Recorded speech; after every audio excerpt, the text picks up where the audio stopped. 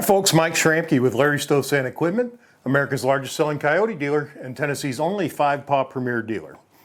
So, you just bought a new Kioti tractor and you're wondering if you should do the maintenance yourself or if you should have the dealer do it, us or another dealer or whatever. And I thought it would be a good opportunity for me to give you an overview of what's done immediately, daily, every 10 hours, and then the 50-hour service. There's certain things you'll want to check every day, certain things you'll want to check about every 10 hours, and then the tractor gets its first official service at 50 hours because it's brand new. Kioti makes the referencing of what you're looking for very easy. You received a owner's manual for the tractor and the loader, and another one if you got a backhoe. And on the tractor, this one we're doing a DK10 SE. So the one I picked out in particular is a DK4210 SE open station. Of course, that's standard with a hydrostat transmission. And we'll take a look at that machine in a minute. But if you open the cover, right off the bat, there's an indicator of the first 50-hour service, what it needs, the daily check, every 100 hours, 200, 250, 400, 800, 1,000, every year, every 2 years, and that's all just on the cover. And then easy reference, it tells you to refer to chapter 7, for example, if you wanted to see more detailed. So let's take a look at this DK4210 SE hydrostat open station that I have out here. And let's pretend you just bought it, or I just bought it, and what needs to be checked. And after, the daily checks you need to do yourself. The 10-hour checks you need to do yourself. The maintenance is up to you, but I'm going to walk you through it, and then you can decide if it's easy enough for you to do on your own or if you'd still like to have the dealership do it. So let's go take a look. Okay, Kioti DK4210 SE hydrostat. And the stuff I'll talk about applies to most of our tractors and the kind of things that you should be checking. I'll start out with, and I'll be bouncing around, got the attention span of a gnat, but I'll be bouncing around from daily check to 10-hour check to the 50-hour service.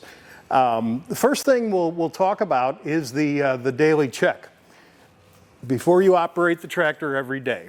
And all of our loaders do have a switch that locks them in place, but the only reliable way to keep a loader up is with steel bars. And there is no substitute for this. I already put one in the other side. Now the pistons are resting on these steel bars. If someone walks by and jostles the loader control, it will not come down, it will not cut you in half, and you will not be dead, because that's what will happen if you don't do that. First thing we do is we walk around the tractor and we look for things that are obvious and not so obvious.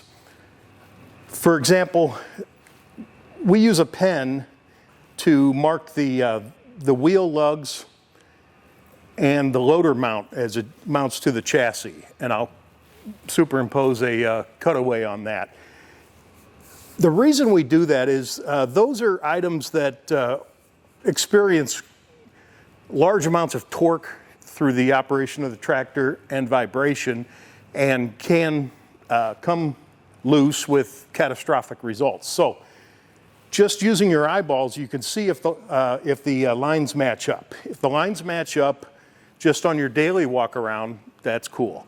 The tractor will need specific retorquing at certain hours, but on the daily inspection, it's good just to look and make sure that all the lines are marked up, are still in line, especially with the loader mounts.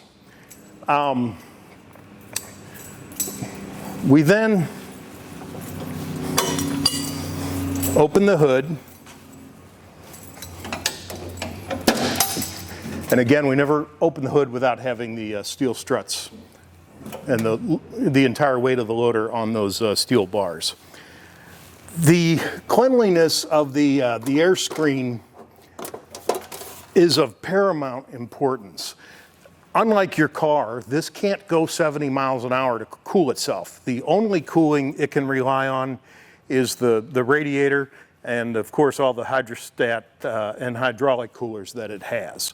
So, you know, you'll want to knock the grass off this, wash it, use a, you know, like a little scrub brush, just knock everything off, get it clean. And that's not enough long term. That's what you should do every day. But long term, these fins need to be cleaned with water sprayed from the inside out, from the outside in. What happens is all that dust, you're cutting grass or doing whatever, all that dust is in the air. The engine is moist with humidity. That dust turns into mud. You can't see it. You know, you could take compressed air and kind of blow it out, but all you're really doing there is blowing the dirt more solidly embedded into the radiator fins and the hydraulic cooler fins. It needs to be cleaned with soap and water, garden hose type thing. Don't overblast it with a pressure washer, you'll bend the fins.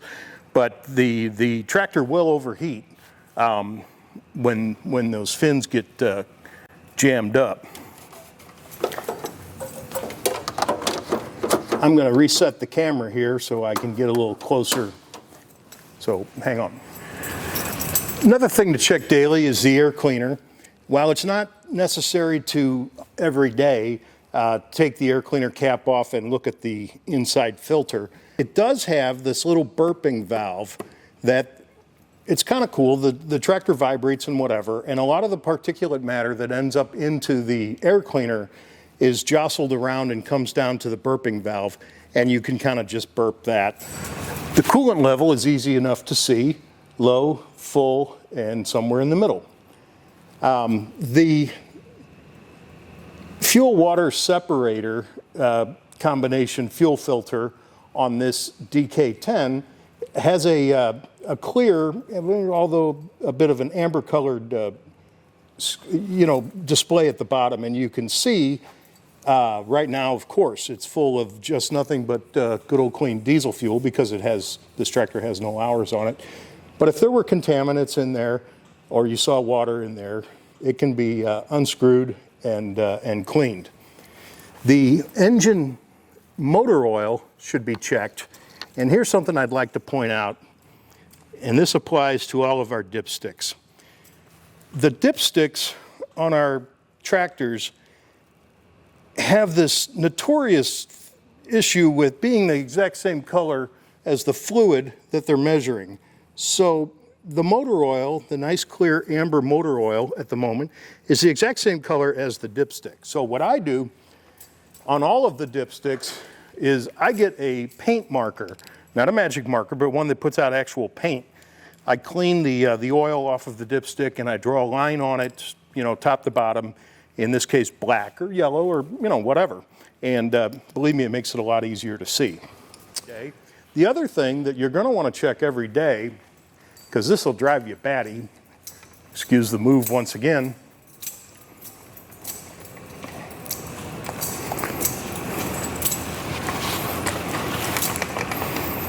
is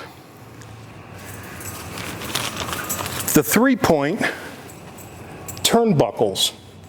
The turnbuckles have jam nuts, which are somewhat helpful. Let me put this down a little bit.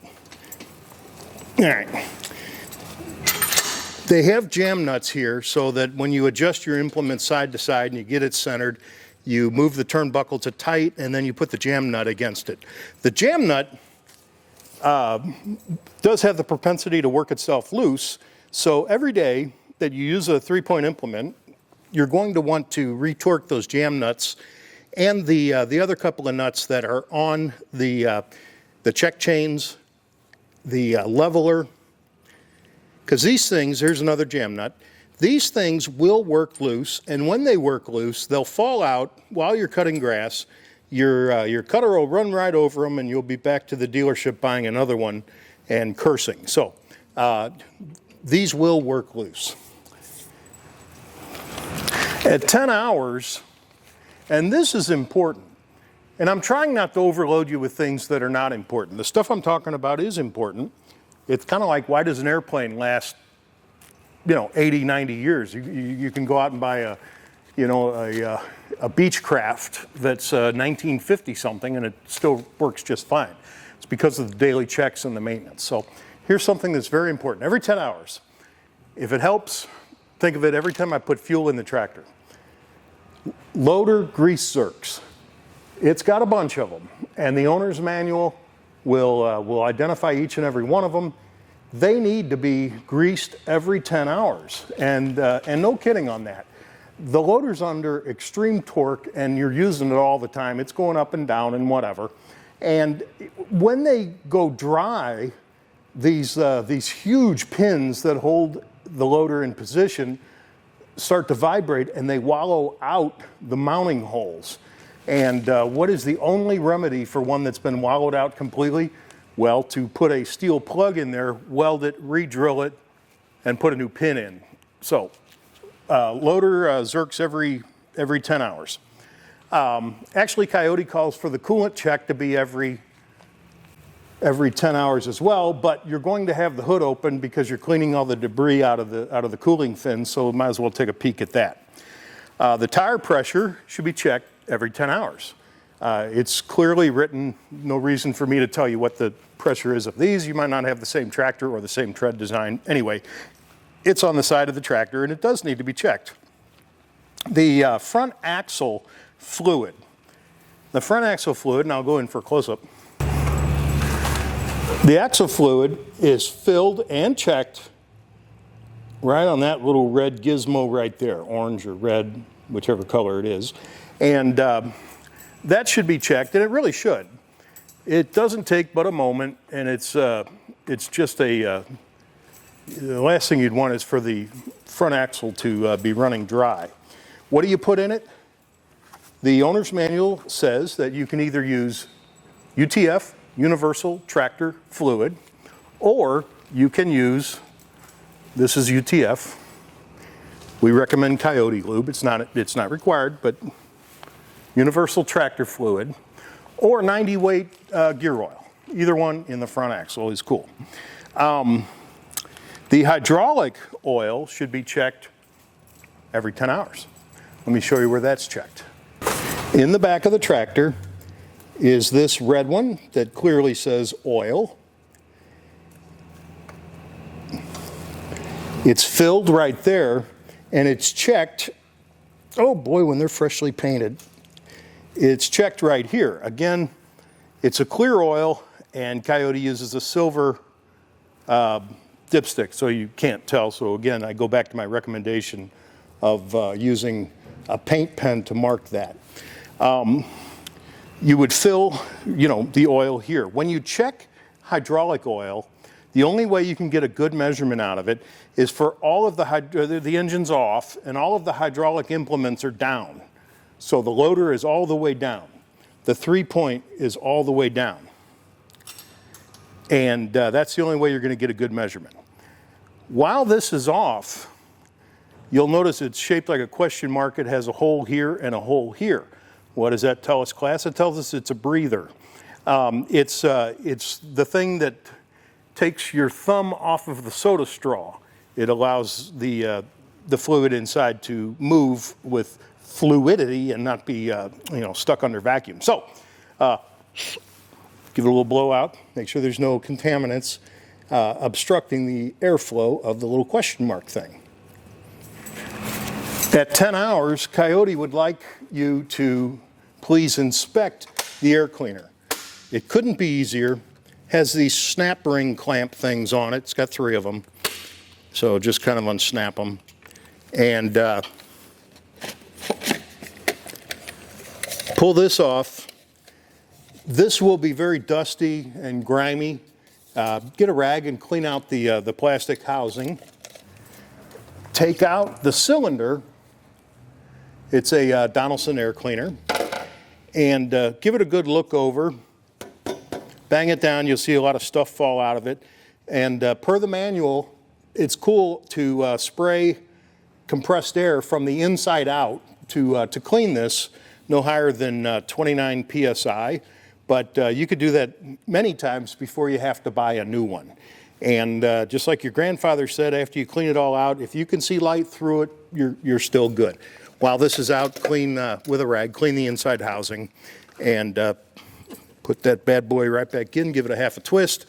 This little burper thing needs to go toward the bottom so it can work properly. So when you put this back on, just make sure it's on the little burp thing is toward the bottom, and re-snap it. And there you go, and there you go. Now it's time for your 50-hour service. Here's the one that you decide whether you want to do it yourself or have us do it, or whatever dealer that you're working with. And I made a list. Again, on the inside cover is what, you know, the 50-hour includes, and then it references different pages and whatnot. In a nutshell, replace the engine oil and the engine oil filter. We use Kioti lube, and Kioti is fine with you using a high quality product that is not a Kioti as far as lubricants. They have certain ratings, and in fact on the oil, whoop, there you go. The oil, you can use 1540, 1040, or 1030 weight with a CJ rating. Use any high quality motor oil. It takes 6 quarts. The easiest way to remember that, it's a 3-cylinder engine, as you know. It takes 2 quarts per cylinder. So 2 quarts per cylinder, 2 times 3 is 6, 6 quarts, gallon and a half, takes a gallon and a half. We sell 50-hour kits. The 50-hour kit includes a gallon and a half of 15W40 motor oil, a Kioti Daedong motor oil filter, a hydrostat filter, if your tractor has a hydrostat, hydraulic filter, and a gallon of hydraulic oil. During the 50-hour service, you will not need a gallon of oil, but when you take the filters off, you will lose some. So you need to have oil around the house anyway for your tractor for when it needs it. This is not Kioti lube, but this is grease, and you're going to want a good quality grease gun, one that has a nice little flexible hose. And I recommend using a colored grease. We like red. Use whatever color you want, but using colored grease and occasionally switching colors allows you to see that there's grease in the joints and in the fittings. Just as you walk by. It's a simple thing, but that's why they offered colored grease. So, you replace the engine oil and the engine oil filter. Replace the hydraulic filter, but not the hydraulic oil, other than the few drops you're going to lose when you do it. Replace the hydrostat transmission filter. This is all 50 hours. And replace the lost universal tractor fluid that comes out when you're doing all this. Grease the chassis. Now, if you remember, the loader was 10 hours, but the chassis is every 50 hours. And then there's some check and adjusts. You'll want to check and adjust the brake free play on the pedal, and I'll show you in a minute. It's very simple. You're going to want to torque the wheel studs to 166 pounds-foot of torque.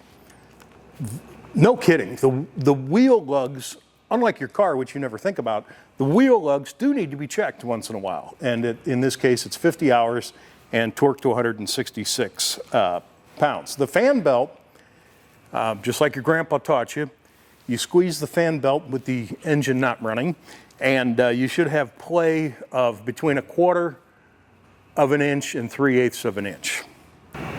Yeah, man, that's about it. Let me show you the brake free play thing I was talking about.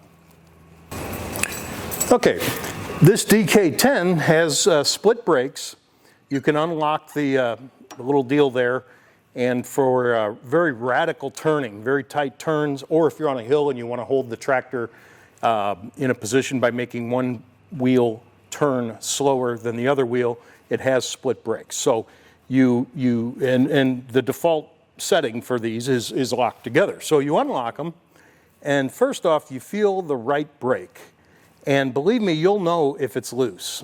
I'd be able to take one finger and just set it on there and it would fall down.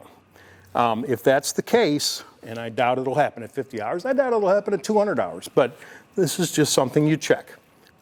The time to realize that your brakes need adjustment is not when you need your brakes, it's right now, 50 hours. So you're touching that and you're like, yeah, no, that's loose. So this is the adjustment rod, and it's got jam nuts on each end. You would unloosen the jam nuts a little bit, and you would play that back and forth and turn this big turnbuckle until it feels right.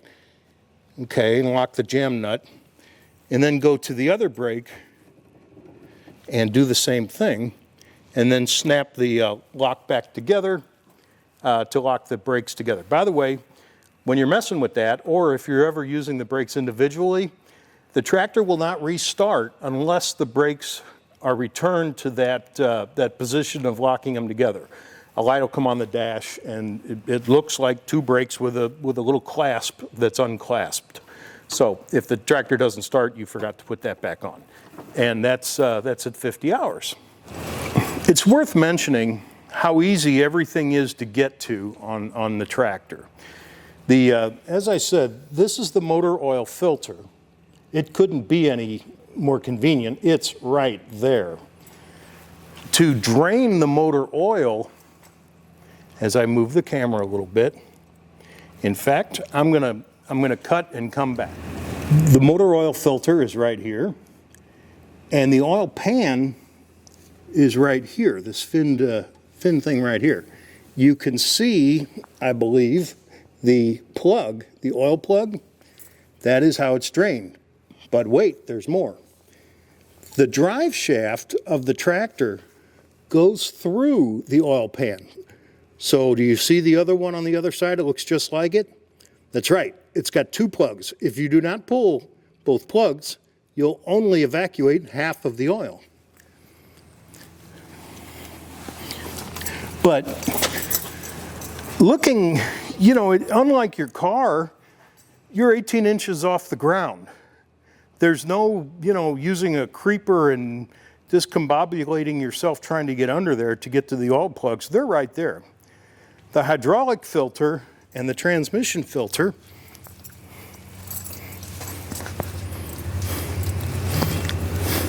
of course it's the same color as everything else, right there. The first time you take that hydraulic filter off, it's going to be a bear because it was painted along with the chassis. So the paint has done an excellent job of locking it in place. You will need to use a high quality oil wrench. It will not come off by hand. But speaking of by hand, they need to go back on just hand tight so that you don't frustrate yourself next time. All right, so what'd you think? It's pretty simple. It's not rocket science, and probably the biggest challenge the first time you do it will be the hydraulic filter and the transmission filter, which, as I mentioned, are sometimes painted after the engine and transmission are assembled. So, there's a really good bond on that. Use a high quality oil filter wrench and it'll come right off. If I could offer a couple of pieces of advice, you are more than welcome to do the maintenance yourself. And even when it comes down to oil and motor oil filters, air filters, you don't have to use the ones that say Kioti. We would love you to, and they're no more expensive than anybody else's. But if you're not close to the store and you want to buy your own oil or filter or whatever, and get a Fram or Purolator or whatever, that's fine, no problem. Fluids, air filter, things like that. But common sense, keep the receipts and keep a log of all the maintenance you've done. That serves two purposes. One, if you ever sell the machine, obviously to buy another Kioti, the next owner will find great value in the fact that he or she can look at the logs and see that the machine was properly maintained. The other thing is, it would be a very easy, if there was a catastrophic failure, to say, well, here's my logs and here's the receipts from all the times I changed the oil and did the filters and things like that. It'd be a bulletproof record. The other piece of advice, when you change a filter, go ahead and get a paint pen and write the date and the hours on the filter. That way, as you're walking by the machine, you don't have to try to remember when you did something. It's written right on it, so I would do that too. If you have questions, if you decide to do it yourself and you have questions, by all means, give us a call. Thomas Reynolds is the service manager at the Pleasant View location where I'm sitting right now. Jim Wilcox, the parts and service director over everything, and he's generally found at the Murfreesboro store. 615-956-0334, 615-956-0334, and ask for Jim or Thomas, and they'll answer any questions you have. And if you want us to do the servicing, that's fine too. It's a little cheaper, obviously, to do it yourself, and there's no transportation issues or whatever. I highly recommend that you consider it, give it a try, and if you run into, like I said, if you run into stumbling blocks, by all means, give us a call. My name's Mike Schramke with Larry Stovesand Equipment in Nashville, Tennessee. We are America's largest selling Kioti dealer and Tennessee's only 5-paw premier dealer. Thank you